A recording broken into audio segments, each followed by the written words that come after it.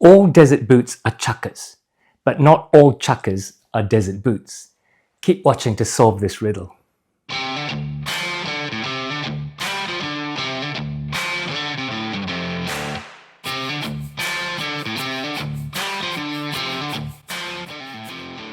G'day, welcome to Bootlosophy. My name is Tech. I'm filming on Wajak country in Perth in Western Australia, and the northern parts of WA is the perfect climate for desert boots, even in winter. But before we go into that, I'm taking a look at these chuckers from Crown Northampton, the Woodford desert boot. And if you want to check out this and their other styles, I have put an affiliate link to their website in the description area below the video window. This is both a desert boot and a chucker, so let's explain that. Chucker boots originated in British India in the late 19th or early 20th centuries, designed by Indian shoemakers as casual, easy on, easy off ankle-length boots with only 2 eyelets for fast lacing. The idea was that British polo players in India, where the sport originated, could pull off their heavy riding boots and relax into these quick-to-tie ankle-height boots, retire to the club bar and down a G&T or 2 in genteel company. It's a bit like having to take your sprigs off when you go into the golf club restaurant. There is some thought that they may have derived from Jodhpur boots, another British Indian invention, and taken a bit further in the relaxation from riding boots department. They were called chuckers because they were named after the periods of a polo game. A chucker is equivalent to halves or quarters in football or basketball. Originally, chuckers were made of smooth grain uppers and leather soles, being the early 20th century version of casual dress, which still required some dress decorum. In 1924, the then Duke of Windsor visited India and brought a few pairs back to England, where they became popular as a cross between a shoe and a boot, being comfortable and yet dressy. A desert boot is one type of chucker, where the sole, which by then could be either leather or day-night, was replaced with a soft crepe rubber sole, and the uppers were made of suede. They were called desert boots because of their popularity amongst the British and Commonwealth Army officers in Egypt during World War II in the North African campaign against Rommel. In fact, the South African officers had adapted their traditional felt-shorn boots, or vellies, into comfortable boots for themselves in North Africa. Vellies were a chucker boot design, but instead of the original stitch down, they incorporated the Dutch, more sturdy felt-shorn stitch down method, yet it remained cheap and easy to make. The British officers had them copied in the Cairo bazaars and wore them in preference to their stiff ammo service boots, and thus the desert boot was born. As the war developed, the British regiments moved from Africa and Italy to the Pacific War in India and Burma and brought their desert boots with them. And Nathan Clark, during his service there, brought the suede upper and crepe rubber sole design back to his family's shoemaking company, and in turn Clark's desert boots was born. Since desert boots were made in the traditional chucker design, a low ankle height of about 4 to 4.5 inches, a simple pattern of the vamp and wraparound quarters, 2 or a maximum of 3 eyelets, stitch down construction and a low heel, they remain a chucker boot, but made with crepe soles and suede, they became their own subset as desert boots. Hence, all desert boots are chucker boots, but not all chucker boots are desert boots. Oh, by the way, when I did my first review of a desert boot, an American commented that those weren't desert boots. He said that desert boots were tall military boots with compound lug soles as used in the Iraq War. Sorry, mate, that is a service boot made for desert warfare. In the words of Crocodile Dundee, that's not a desert boot. This is a desert boot. Desert boots, unlike some full grain and day-night sole chucker boots, are 100% casual boots. So in terms of outfits, they can go with any kind of casual outfit, from totally vegging out clothes to a smart but not office casual. Desert boot outfits best involve chinos, but not necessarily the khaki or light sand-colored pairs which seem to automatically go well with them. Even a dark chino like navy or faded black will match. Balance that light tobacco color of this snuff suede pair with a lighter colored shirt and a tan blazer. In relaxed but still smart mode, you can wear them with mid-wash jeans and a soft merino jumper like this one from Proper Cloth. In warmer times, a hoodie or a brighter polo shirt would certainly work. And then the controversial one, wearing desert boots with shorts and a polo shirt or t-shirt. Now that really is vegging out in the hot summer. Remember, they are soft and casual. Pair outfits accordingly. Now, let's take a look at the brand Crown Northampton, based in Northampton in the UK, a town famous for English quality footwear brands like Trickers, Joseph Cheney, Crockett & Jones, and many more. In the UK, Companies House will reject the registration of a business name that implies a connection with government or the Crown. So the company had to get permission from Buckingham Palace to register the name Crown Northampton. This was allowed in spite of them not having a royal warrant, so their case must have been really good. Their history comes from the original company of E. Woodford and Son, founded in 1908 by Edwin Woodford in London. The eponymous son was Ernest, who joined his father and opened a second shop and took over from Ernest in 1935. His son Stanley started working in the business, but joined the troops in the Second World War and suffered health complications as a result of his service. In the 1970s, Stanley's son Andrew moved the company to Northampton, and that's where we leave E. Woodford and Sons and move to the current owner of both Woodford and Son and Crown Northampton, Chris Woodford, the fifth generation in the business. Chris's involvement grew from his apprenticeship in the 1990s to taking over the reins, and in 2016 he started another branch of the business in Crown Northampton as a direct-to-consumer business and grew it into the flagship brand of the group. Their footwear remained made in England with no outsourcing of any part of the process to overseas, despite the obvious cost advantages. As a direct-to-consumer company, their model today is every order made to order, and still make hand-stitched, hand-welted and stitched-down boots and shoes, including their famous hole-cut side-stitch sneakers. However, when I was offered a pair of their shoes for review, I decided to choose their Woodford Desert boots as an iconic style of boot, like the Clark's Desert boot, but made by hand in England with premium materials.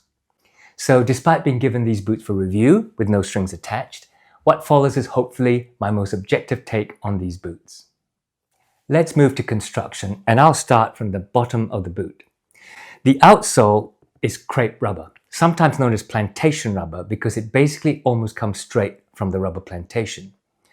Because of my father's job moving about everywhere in the world, I spent some of my childhood near a rubber plantation in Malaya. I used to watch the plantation labourers gather the cups into which the rubber had dribbled in from the tree, a bit like tapping a maple tree in Canada. And they then go and empty the raw rubber into vats, which mix the rubber with chemicals and then dried the liquid in steel pans so that they dried flat. What was produced were sheets of this stuff, spongy and elastic and rough and coarse. The rubber was then rolled up and sent to the UK to be processed and vulcanized. But some were sent as raw plantation rubber to make crepe rubber sheets for soles and other products. Whilst light and grippy and soft as outsoles, even grippy in most conditions except the slickest, once worn, they are not the most attractive things to see. They pick up every piece of dirt, hair, grass, and whatever else you step on. Don't worry, I am 100% washing my hands after this. There is no insole as such, and the midsole forms both the outsole and the crepe rubber is glued to it. But before that, the upper pieces are stitched together, the leather toe puff is inserted inside the vamp, and the leather heel stiffener inserted into the heel pocket. And then the uppers are lasted and the edges flared outwards and stitched down directly to the leather midsole using their number 10 stitch down process. The number 10 stitch down process uses the same machine as the outside welt stitch on a Goodyear welted boot, but it has the thread waxed as it passes through to increase water resistance. The stitch is also placed a few extra millimeters away from the edge to avoid further water ingress. And then the rubber outsole is glued on to protect the stitch under the midsole. The uppers in this case are from Charles F. Stead in Leeds in England, and it's their Janus calf suede in the colour that's called Snuff. In Stead's own words, Janus calf is carefully selected young calf skins with a luxurious suede side and a full grain aniline reverse side. It is incredibly soft to the touch on both sides in this unlined boot, with a very soft temper, but not so soft as to lose structure. The pattern's very simple, which is a vamp, which includes the tongue. The quarters are one piece of leather that wraps around the back. There are only two small eyelet pairs in an antique brass with a smooth backing at the back. Inside the boot is a leather half sock liner with padding under the heel. A full sock liner can be requested if you want. Like all traditional desert boots, there is no shank, but you can also request one. Now, Janus calf suede is a finely napped leather, so it does require some care if you want to maintain the look of this soft nap. You can buy suede care kits, which usually consist of a rubber eraser and a small, stiff bristled brush. General care is to brush the nap one way and then the other with the stiff suede brush. This removes dirt and dust and also keeps the nap clean, keeps it not matted away, and then laying one way, creating the shadows that suede is known for. Spots of dirt can be cleaned by rubbing with the eraser and then brushed over. If you drop grease or other more persistent dirt, you can get suede shampoos, but make sure they're made especially for cleaning suede and not simple saddle soap. Janus calf suede is a little more water resistant than other suedes because of its tight fiber structure, but it is not waterproof. It's advisable to spray it with a suede waterproofing spray before first wear and then regularly afterwards. Now, taking a look at sizing, as befits a UK brand, the sizing is in the UK convention. This means firstly that the sizing numbers are one number down from US sizes. So, for example, as I am a US 8.5, my UK size is 7.5. The second thing is that almost all UK footwear brands make their shoes and boots true to size. In American brands, they often advise you to go a half down. So as I'm a 8.5 US, in most American boots, I take an 8. However, in most UK brands, I take the 7.5 equivalent of my true size, 8.5 US. These are in 7.5 in an average width. I think if you have wide feet, you may have to size up. For me though, the fit is great. As for comfort, there are some advantages of such a simple boot. The squidgy crepe sole is fine, but without a shank, even with such a low heel, my feet can start to ache after a long day standing up. The straight onto the midsole construction can also hurt the ball of your feet if you're standing all day, despite the crepe rubber. I also find that the thin, almost not there toe puff makes this feel like an unstructured toe. And me and unstructured toes, we don't go well together. I do love the look and I do want them, but when I'm in them, I'm always conscious of that pressure on top. Now, it doesn't hurt or pinch, but I'm just always conscious that there's something there pressing on the top of my toe. I say pressing. No, I don't mean press, but I'm just conscious of it.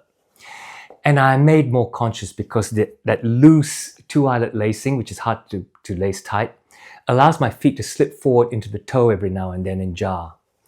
I'm making these sound uncomfortable. They are not, but they are made for relaxing in and not standing and walking all day.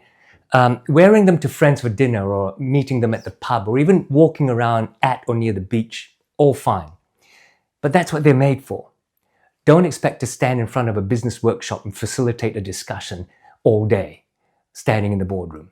Don't expect to go for a hike. That's not what they're made for. This pair of Woodford desert boots cost £300 or 537 Australian dollars landed. For a desert boot, that's not cheap. Clark's, which is admittedly not made in England, is made from just okay suede, and it uses weatherboard or compressed cardboard as a lasting board. They'll sell for 200 and something Australian dollars. If you just want the style and not the quality, sure, go for Clark's. However, buying the Woodford assures quality materials and truly handmade in England construction.